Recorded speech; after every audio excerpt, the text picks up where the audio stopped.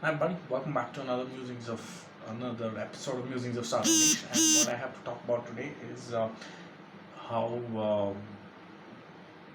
we live in a world where it's a cooperative world, and you got to do certain things, and more importantly, sometimes you don't get to do a few other certain things.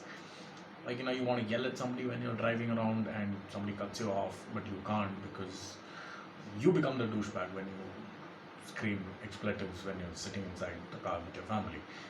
Um, yeah, so just situations like that where you just hold stuff in, and um, that will pile up. That's all I want to tell you today. That that kind of stuff will pile up, and you have to find a way to release that. And the release does not have to happen in the same manner that it originated. Like if you wanted to yell at somebody but you didn't and you held it in, doesn't mean that release will only happen if you yell again. There are other outlets. One of the outlets is mountain biking.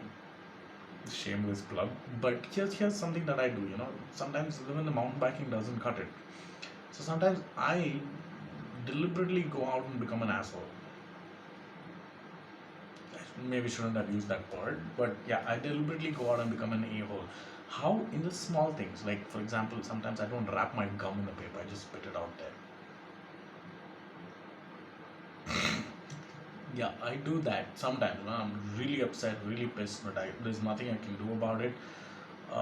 Then I just let the cycle go into somebody else, and the karma take its toll, whatever. You get the point. But yeah, sometimes I do that. I just put the gum right there, no wrapper, no nothing.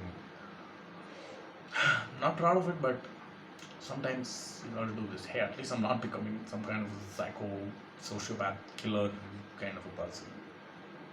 Yeah, it's not a very good excuse, yeah, but yeah, anybody's had to stamp on gum that I threw on the road. I deeply apologize. But you kind of know where I was coming from now if you're seeing this video.